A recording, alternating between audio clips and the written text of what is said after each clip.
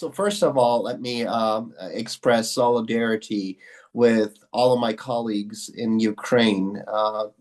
They're doing a wonderful job, a difficult job, and a dangerous job on top of that. And they show that freedom is not only defended by soldiers, which we heard is very important. Of course, in an armed conflict, you can't fight without soldiers and weapons and cannons, but freedom and civil society and liberties are also defended by journalists who fight against disinformation, hate, propaganda, who are practicing the human right of freedom of the press. And so our full solidarity, the German Federation of Journalists has started a fundraiser. We're currently still collecting funds. Our goal was 10,000 euros for frontline journalists to supply them with basic things like paper, ink, printers to keep their job going, which they need. And it's become a more pressing issue since the US administration under Trump has stopped funds from US aid to Ukraine, which also was funding some parts of local frontline journalism, which is necessary. And just for the people living there, they get crucial information from the journalists working there, which we heard. So it's not only about the big picture, about us getting information from the frontline, what's happening in Ukraine. People living in Ukraine need information, valid information about everyday life, what is going on. And this is as crucial as food, as electricity. Information is as important. Full solidarity for everybody working there, and I hope we can get the funds to our friend Sergei Tomalenko, the president of the Ukrainian Federation of Journalists, Union of Journalists, as soon as possible. I've just received word that a school project in northern Germany is still collecting, so they want to donate a little bit, a couple of hundred euros, but there's no amount too small to help, and I'm looking forward to giving the Ukrainian colleagues the go that we finally can transfer the fund. So that as a starter.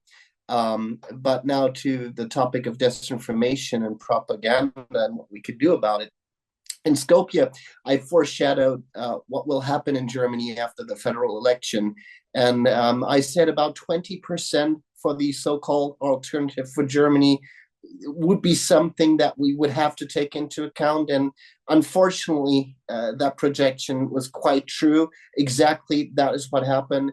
And I said there would be no government with AfD influence. So that obviously happens, as well as there's just coalition talks. The winner of the federal elections, the Christian Democratic Union under Friedrich Merz, is trying to build a government with the Social Democratic Party, where Scholz, the chancellor, is no longer a relevant force, which you've seen at the summit, third row. We already talked about that. So he is not a figure, the name you probably don't need to remember. He's retiring from active politics. But what happened beforehand? What happened in that campaign in Germany? What does it mean for you? What does it mean for the topics that we talked about? We've seen an unprecedented amount of fake news, disinformation, and propaganda from Russia that influenced or tried to influence the elections in Germany. And this is public knowledge, which not only the German security forces warned about months before the election, but which journalists discovered in good research, and it's broadly publicized exactly which groups with strong ties to the GRU, the Russian military service, intelligence service, deeply strong ties, and you can name the groups that try to influence the election with means of deep fakes, artificial intelligence, and best practice experience from the campaign in the United States, from the presidential election. It basically was a copy and paste operation of everything they've done in the Trump campaign, they have done in Germany as well. And go figure, it worked on so many levels. The worst thing that I've seen is copied newspaper sites or fake media outlet site that look like the original. So let's say the Guardian or whatever portal you could imagine with fake news, deep fakes, artificial intelligence, generated content, which looks pretty convincing these days. So the days are over where we can laugh about children in Palestine having 6 fingers or 3 arms and people falling for it. We were all smiling about that. Those days are over. Those days are over. This content is pretty good on the technical side, and it gets more sophisticated, and it has this believability because it looks like it's genuine journalistic content. And it can get quite perverse when politicians are being accused of being Russian spies, for example, which is quite a perverted thing to be accused of by Russian spies that targeted a FDP politician. The Liberal Party is no longer in government, but that wasn't the cause. The Liberal Party did not have very well campaigned, so they didn't need the disinformation campaign to not get voted for. But that was a part of a politician that strongly argued for more arms for Ukraine, just to take notice. But also the foreign minister, Annalena Baerbock, who was reported to have an affair with a gigolo, and there was pictures and video TikToks and all of that. So some people fell for that, and it's just not the one single clip. It's not the one single piece of disinformation that is crucial. It's the flood. And as Steve Bannon said, let's flood the zone with shit. To put it mildly, that's exactly what's happened. He talks about muzzle velocity. So the big picture is this disinformation campaign work because there's so much, it's overwhelming.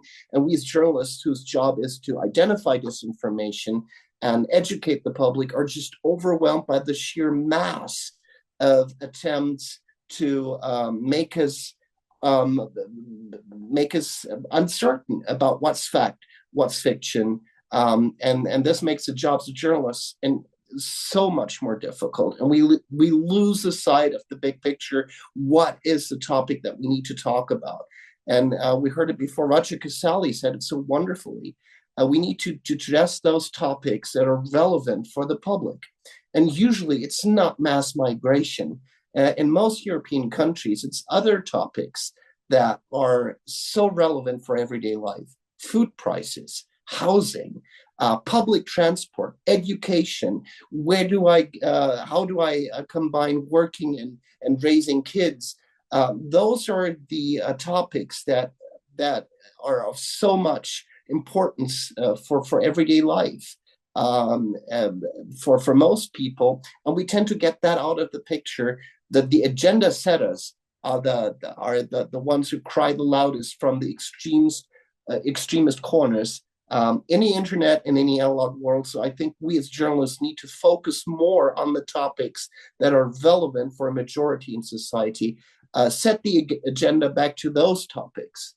Of course, we need to talk about migration and how to manage it. It's a very important topic, but it's not the only topic, and it's not the only topic that needs to be addressed. We need to talk about the climate crisis and how it will affect all of us, and of course, how it's linked to migration.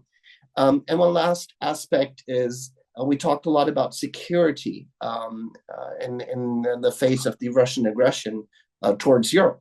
And not towards Ukraine. I think we're all agree that Ukraine is just one part of Russian aggression that's targeted to all of Europe, to all of the West, so to say, if we can put the West as a template here for all societies that are democratic, they're free, and want to decide their fate on their own terms.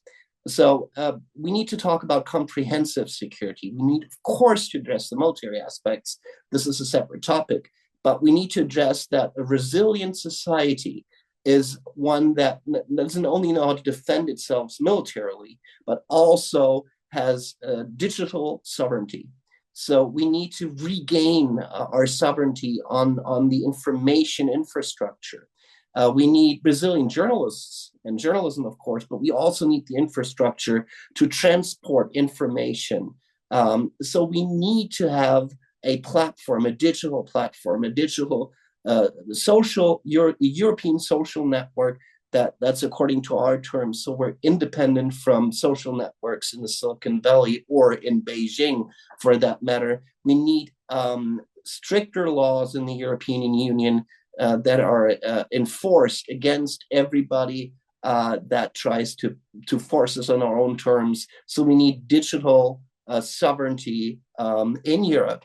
This is the only way to secure infrastructure, get our information across. So, as Xabi, as you told, that you as a platform, as well as everybody else who has a media platform in Europe, has their own means to get that information across, independent from any national government attacking you, independent from any bot attack from Russia or Beijing putting you down. So we need digital sovereignty. We need platform regulating laws in Europe.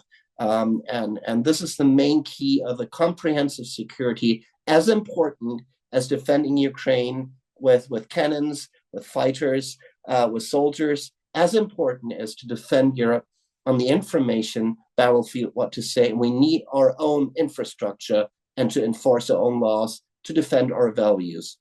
Thank you.